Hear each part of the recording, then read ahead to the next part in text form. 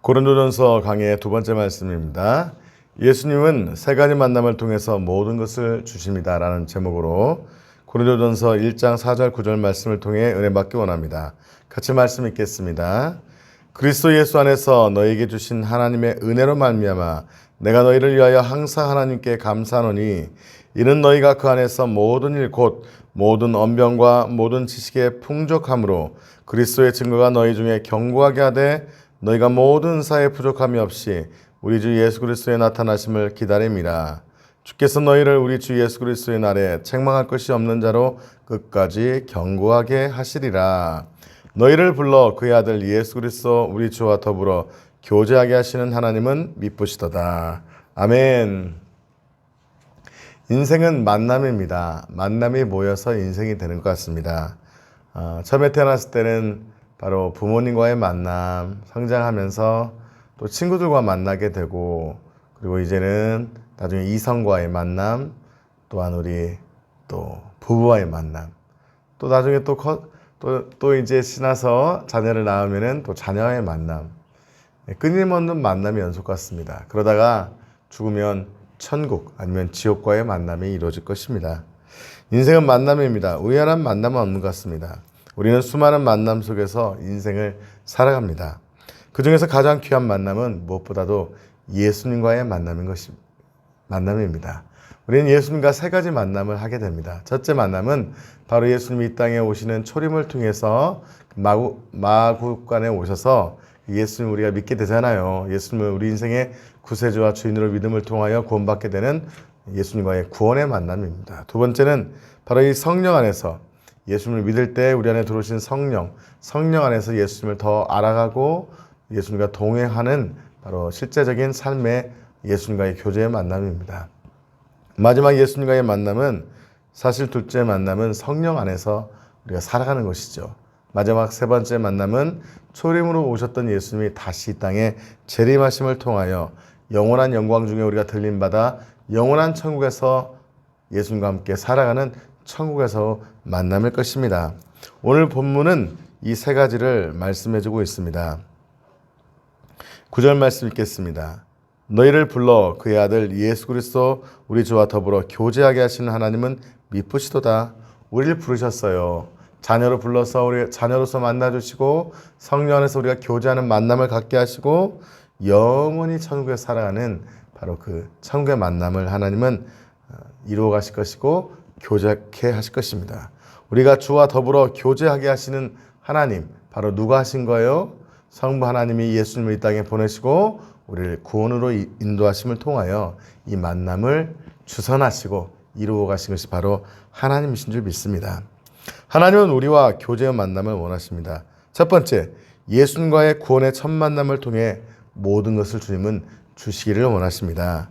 4절부터 6절까지 말씀입니다. 그리스도 예수 안에서 너희에게 주신 하나님의 은혜로 말미암아 내가 너희를 위하여 항상 하나님께 감사하노니 이는 너희가 그 안에서 모든 일 곧 모든 언변과 모든 지식의 풍족함으로 그리스도의 증거가 너희 중에 견고하게 되어 아멘. 사도 바울은 먼저 감사하기도 합니다. 어떤 감사를 합니까? 하나님의 은혜에 감사한 거예요. 어떤 감사입니까? 그리스도의 증거가 견고하게 되었다는 것입니다. 즉 구원받은 자의 삶이 분명하게 시작되었고 예수 그리스도가 우리 안에 오셔서 우리가 거듭나게 되고 우리가 이제는 예수 그리스도 안에서 털을 내려서 견고하게 자라고 있다는 거예요. 그 증거가 바로 우리 안에 있다는 거예요. 이 사도 바울이 이 고린도 교회를 향해서 적은 글입니다. 정말 이 3차 전도 여행 중에서 2차 전도 여행을 통해 만난 이 고린도 교회에게 편지를 보낸 거예요. 너희를 보니까 이 그리스도의 증거가 너희들 안에 견고하게 있구나. 진짜 내가 전한 예수가 그냥 씨앗으로 그 복음이 심겨져서 사라진 것이 아니라 그 씨앗이 심겨서 너희 안에 견고하게 뿌리를 내리고 있구나. 할렐루야. 저는 옥상에다가 교회 3층 위에 옥상에다가 그 작물을 심었습니다. 이 플라스틱 또는 이런 그 냉동 박스에다가 흙을 담아다가 거기다 거름을 넣고 뿌렸습니다. 어떤 건 씨를 뿌리고 어떤 건 작은 걸 심었습니다. 이 방울토마토가요, 이제 한 두어 달 되니까요, 제법 커서 따먹게 됩니다. 이 청양고추가요, 매워요. 따서 이 된장에 찍어 먹고 있습니다. 왜 그럴까요? 바로 흙 안에 그 작은 씨앗과 묘목이 자라는 거예요. 이게 뿌리를 내리니까 뿌리를 뻗고 영양분을 흡수하고 물을 흡수하고 태양을 통해 광합성을 하니까 견고하게 돼서 열매를 맺는 거예요. 바로 이 고린도 교회가 그렇게 견고하게 자라게 된 줄 믿습니다. 에베소서 2장 8절 9절 보면 너희는 그 은혜에 인하여 믿음으로 말미암아 구원을 받았으니 이것은 너에게서 난 것이 아니요 하나님의 선물이라. 행에서 난 것이 아니니 이는 누구든지 자랑하지 못하게 하려 함이라. 아멘. 구원은 행위로 받는 게 아닙니다. 오직 예수 그리스도를 믿음으로 말미암아 구원받게 된 줄 믿습니다. 그 믿음은 예수님이 우리 인생의 구세주와 주인으로 믿는 거죠. 행위는 아니지만 그러나 행함입니다. 예수님을 믿음으로 우리 안에 행함있는 믿음을 통하여 열매 맺게 되는 것입니다. 그러나 이 믿음 자체는 선물이라는 거예요. 아멘. 하나님께서는 우리에게 최고의 선물을 주셨습니다. 그 선물이 누구세요? 바로 예수 그리스도입니다. 우리가 교회 와서 받게 되는 최고의 선물은 다른 선물이 아닙니다. 저희는 교회 성도들 오면은 방문자나 새가족 오면은 작은 디퓨저를 드립니다. 뭐 비싸지 않습니다. 10,000원도 안 되는 작은 선물이지만 사랑하는 마음으로 정말 존중하는 마음으로 드립니다. 작은 선물이죠. 그러나 그것은 예수 그리스도를 믿고 구원받는 믿음을 통해 주어지는 구원에 비하면 아무것도 아닌 거죠. 최고의 선물은 예수 그리스도인 줄 믿습니다. 예수님은 우리 안에 선물로 오셔서 우리 안에 이젠 선물로 우리가 쓰고 버린 존재가 아니에요. 선물로 하나님께서 예수 그리스도를 우리에게 보내주시고 우리가 구원받게 하시지만 이제는 그 주님이 우리 안에서 선물로 우리가 쓰고 버린 존재가 아니라 디퓨저처럼 향수 날아가면 버린 존재가 아니라 우리 안에 인생 오셔서 우리의 주인이 되시기를 원하십니다. 아멘. 로마서 10장 9절 10절에 내가 만일 내 입으로 예수를 주로 시인하며 또 하나님께서 그를 죽은 자 가운데서 살리신 것을 내 마음에 믿으면 구원을 받으리라. 구원은 선물로 주지만요. 구원을 선물로 주어지지만 구원의 주체이신 예수 그리스도는요. 우리 안에서 뭘 하신다고요? 주인 되신다는 거예요. 주인 노릇 하고 싶어서 오셨다는 거예요. 주인 노릇으로 우리를 종으로 삼으셔서 이제는 내 인생의 주인이 세상이 아니라 돈이 아니라 마귀가 아니라 세상의 쾌락이 아니라 예수가 주인 되고 싶어서 오신 것이 복음인 줄 믿습니다. 사람이 마음으로 믿어 의에 이르고 입으로 신하여 구원에 이르니라. 우린 무엇을 신하는 거예요? 예수님 통해 구원받고 싶어요? 아니죠. 예수님이 curious. 우리의 인생의 주인이십니다. 당신을 신뢰합니다. 이제는 내가 주인이 아니라 당신 내 인생에 들어오셔서 내 주인 되어 주십시오. 라고 고백하는 걸 신뢰하는 거예요. 그것을 통해 첫 만남, 예수 그리스도를 통해 첫 만남을 통해서 구원을 받게 되고 우리 입장에서는 구원을 받는 것이죠. 하나님 입장에서는 또 다른 노예, 종을 삼아 당신이 주인 역할을 하시는 거예요. 이게 복음인 겁니다. 입으로 신한다는 것은 예수님이 주인이십니다. 큐리어스 주인이십니다. 나는 둘로스, 나는 종입니다. 내 인생의 주인이 되어 주십시오. 라고 고백하는 것이 바로 시인하는 것인 줄 믿습니다. 이 신약에만 해요. 이 130회 이상 둘로스라는 표현이 나옵니다. 뭐라고요? 우리가 주님의 뭐다? 둘로스, 종이다. 사실 종이란 말은 적합하지 않습니다. 노예이다. 예수님이 주인이시고 우리는 노예입니다. 이전에는 예수 믿기 전에는 우리가 누구의 종이었어요? 노예였어요. 돈의 노예. 하지만 사람의 노예? 아니에요. 그 밑바닥의 배경을 보면 누구예요? 바로 마귀입니다.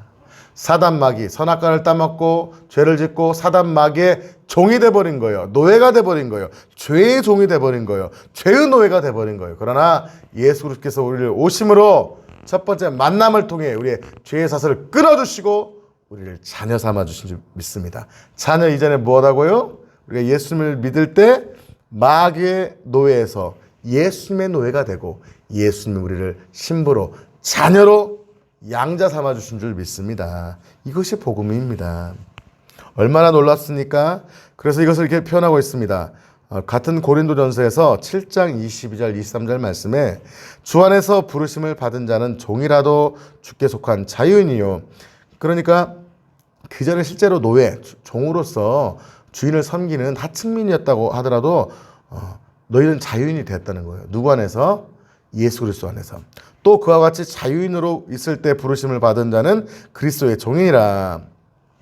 이게 반대로 얘기한 거예요. 쉽게 말하면 네가 옛날 노예로 로마 시대는 자유인보다 노예가 더 많았대요. 노예였더라도 예수를 믿으면 이제는 주님께 속한 자유인이 되었다. 즉 노예지만 노예 신분이 사라진 건 아니지만 영적으로 주님의 노예가 됨을 통하여 이젠 진정한 자유를 누리게 됐다는 거예요. 그러나 반대로 네가 로마 시대에 종을 수십 명씩 부리는 자유인일 때 예수를 믿어서 부름 받았더라도 너는 자유인 척 하지 말고 너는 종이다. 그렇다면 사실 종이던 분들이 노예이던 분들이 예수 믿을 때 이득이에요. 자유인들이 예수 믿을 때 이득이에요. 인간적으로 보면은 노예이던 분들이 예수 믿을 때 더 자유인으로 느껴지겠죠. 실제로 자유인, 실제로 지금도 그러잖아요. 돈 많고 건강하고 뭔가 자유롭게 사는 것 같고 많은 걸 누리신 분들이 예수 믿기가 쉬워요. 가난하고 병들고 고통 가운데 살아가신 분들이 예수 믿기가 쉬워요. 그렇잖아요. 고통 가운데 살아가신 분들이 마음을 열고 예수 믿기가 더 쉬운 거예요. 그래서 때로는 하나님은 그에게 축복을 허락하지 않으시고 물론 예수님이 고난을 주고 병들게 했다는 건 아닙니다. 그 축복이 아닌 고난을 가운데 두시고 축복으로 바꾸지 않고 그 고난을 허락하실 수 있다는 거예요. 이해가 되십니까? 무엇을 위해서요? 그리스도 안에서 자유인이 되게 하기 위해서인 거예요. 돈 많고 건강하고 잘나고 내가 잘났다 하신 분들은요, 마음을 열고 예수님을 내 인생으로 주인으로, 즉 내가 노예입니다 라고 받아들이기가 더 어려운 것이죠. 중요한 것은요, 2000년 전이나 지금이나 예수님은 부자든 가난하든 상관없이 내가 죄인입니다, 주님의 은혜와 긍휼이 아니면 살 수 없습니다라고 병들고 상한 심령으로 하나님을 찾는 자를 구원하시기를 기뻐하신 줄 믿습니다. 그렇다면 예수님이 모든 걸 생명을 주시고 우리를 구원하셨어요. 그렇다면 우리도 생명을 들여 예수님을 핏값으로 사신받은 우리가 예수님의 복음을 받아들여야 될 줄 믿습니다. 이 안에는 어떤 돈을 주는 어떤 이런 물물거래는 아니에요. 그러나 신적 교환입니다. 예수 그리스도께서 자기의 생명을 주시고 우리를 사셨다면 우리도 생명으로 주님을 따르는 것이 복음인 줄 믿습니다. 이 첫 번째 만남은 바로 그 예수 그리스도 안에서 경고케 되는 복음의 만남인 거예요. 이 고린도 교회가 그런 복음의 안에서 경고케 된 줄 믿습니다. 사랑하는 성도 여러분, 여러분의 삶에 이러한 영적 경고함이 이루어지시기를 예수의 이름으로 축복합니다. 두 번째, 예수님과의 교제하며 살아가는 두 번째 만남입니다. 우리 7절 시작. 너희가 모든 은사에 부족함이 없이 우리 주 예수 그리스도의 나타나심을 기다립니다. 할렐루야. 그들은요, 그리스도 예수 안에서 나타나심을 기다렸는데 부족함이 없었대요. 영적 충만함이 있었다는 거예요. 사랑하는 예수님을 기다리는 삶을 살되 아직 온전하지 않지만 주님과 교제하면서 영원히 만날 주님을 사모하며 살아갔다는 거예요. 이 종말론적인 신앙이었던 거예요. 실제로 예수님께서는 십자가에 죽으시고 부활하신 후에 생명의 복음을 주셨고 그 고린도 교회가 그 생명의 복음을 받은 후에 놀랍게 그 사명을 감당할 수 있는 그 예수의 영이신 성령 안에서 능력 있는 삶을 살았습니다. 가장 은사와 능력이 나타났던 교회가 어떤 교회라고 했죠? 고린도 교회입니다. 이것을 잘못 해석하면 고린도 교회는 문제 많았어. 당파도 많았고 문제도 많았고 정말 문제투성이었어. 근데 은사 많았네? 야, 은사 필요 없더라. 은사 필요 없어. 이게 어떤 고린도 교회의 은사를 해석하는 방법이 아니죠. 하나님을 사랑하고 경고하게 되므로 그들이 하나님을 사랑함으로 그들이 이제는 모든 은사에 부족함이 없도록 주님이 부어주셨고 그들은 사모했고 넘치도록 부어주셨고 능력 있게 살아갔어. 그러나 아직 already not yet. 예수님의 오심을 사모하며 이미 오신 예수님을 아직 온전히 바라보며 살지만 아직 오실 예수님을 준비하며 여전히 부족함 가운데 살아갔다는 거예요. 그러나 그들은 열망했다는 거예요. 우리는 이 두 번째 만남이 우리 안에 날마다 넘쳐야 될 줄 믿습니다. 예수 그리스도의 영이신 성령이 우리 안에 사심으로 우리는 성령 안에서 날마다 주님과 교제하게 될 줄 믿습니다. 사실 우리 안에 계신 분은 성령님이시지 예수님은 아니시죠. 예수님을 믿을 때 예수의 영이신 성령이 우리 안에 들어오셔서 우리를 인쳐주십니다.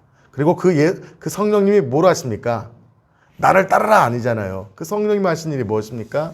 예수를 바라보게 하시고 예수를 닮게 하시고 예수의 능력을 주시고 예수의 치유를 주시고 예수의 영광을 나타내는 삶을 살도록 예수를 증거하도록 만드신 분이 바로 성령님인 줄 믿습니다. 사실 우리가 이 결혼 생활을 한다면 수십 년 한다면 그런 체험이 있어야 되지 않겠습니까? 이 서로 부부가 손잡고 자, 신혼여행 때 당신 예뻤어. 당신 어깨가 넓었어. 멋있었어요. 옛날에 당신 참 멋있었지. 만 나누고 있다면 그게 멋있을까요? 저 멋있지 않을 것 같아요.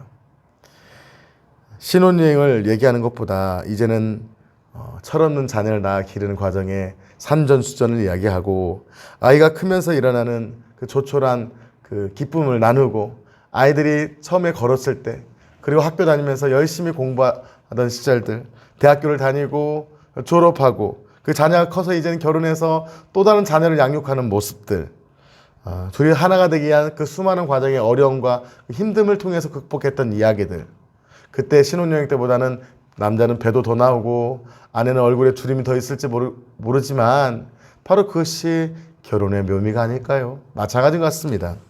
우리가 처음에 성령 받고 불 받고 예수 믿고 불 받았다 은혜 받았다를 간증하는 것도 중요하지만 날마다 예수님과 호흡하며 대화하며 그 안에 성령 안에서 살아가는 은혜의 나눔이 바로 그것이 열매가 아닐까요? 열매로 한다고 했잖아요. 열매가 없는 가지는 쳐서 불태운다고 했잖아요. 열매가 무엇입니까? 부부 생활의 신혼여행만이 아니라 그 후의 삶이 바로 열매가 아닐까요? 우리가 예수님과 동행하며 살아가는 삶의 그 수많은 스토리가 우리의 열매가 될 줄 믿습니다. 열매는 제자가 맺는 것이 아니라 모든 성도가 맺는 것입니다.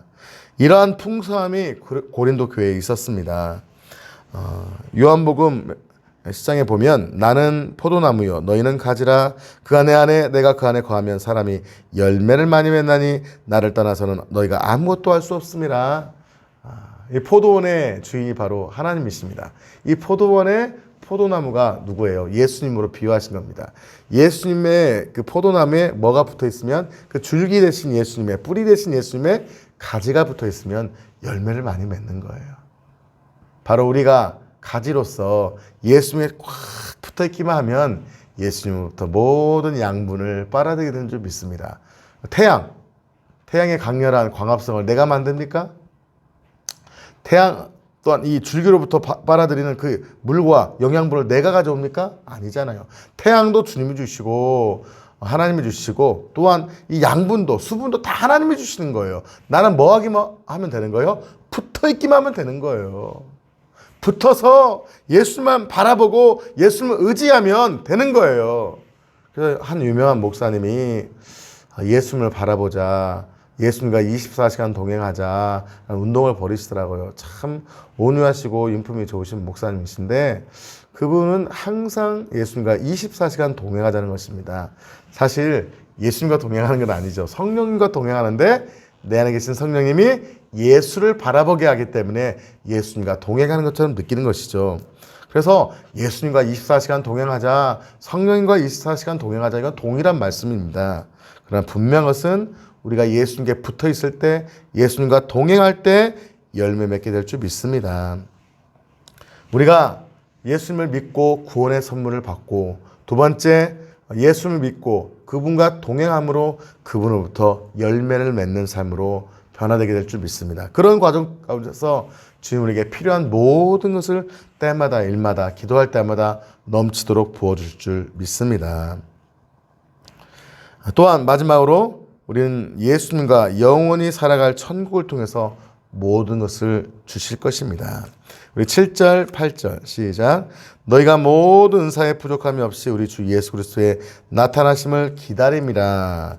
주께서 너희를 우리 주 예수 그리스도의 날에 책망할 것이 없는 자로 끝까지 견고하게 하시리라.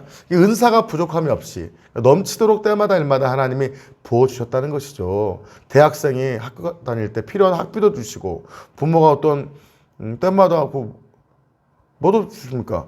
이게 학교만 다니면 안 되잖아요. 밥도 먹어야 되고 기숙사도 가야 되는데 다 부모님이 채워주는 거예요.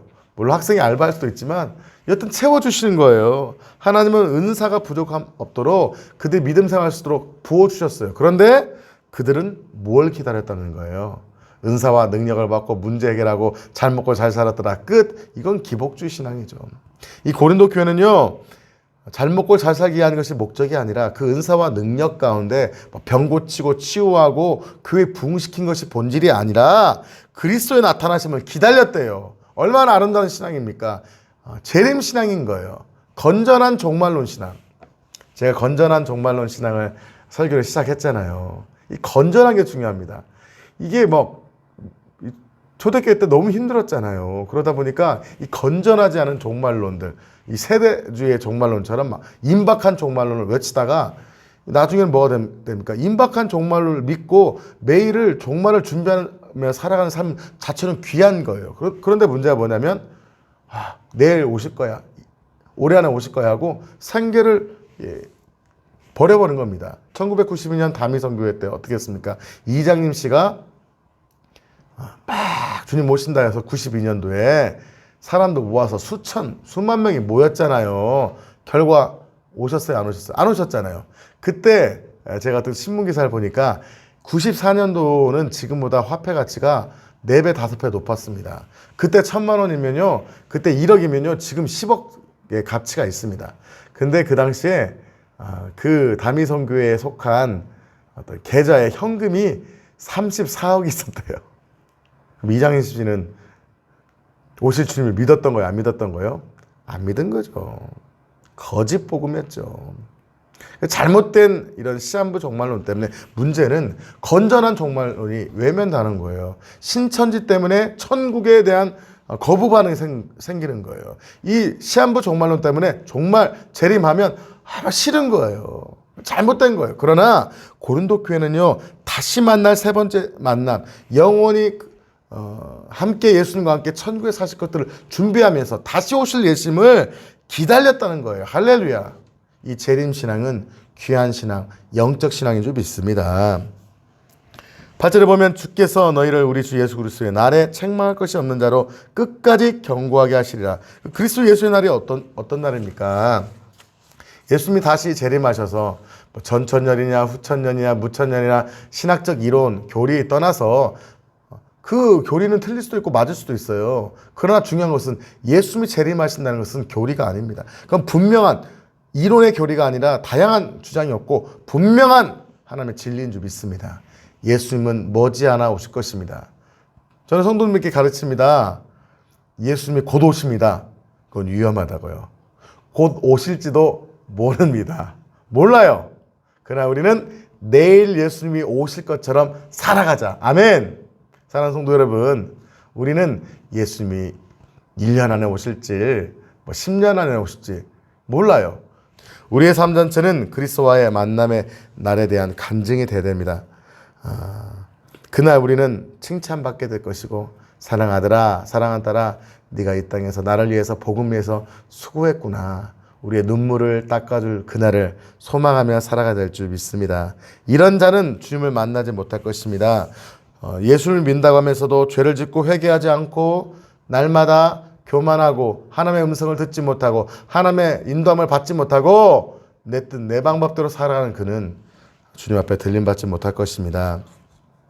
베드로전서 1장 7절 9절 너희 믿음의 확실함은 불로 연단하여도 없어질 금보다 더 귀하여 예수 그리스도께서 나타나실 때 칭찬과 영광과 존귀를 얻게 할 것이니라.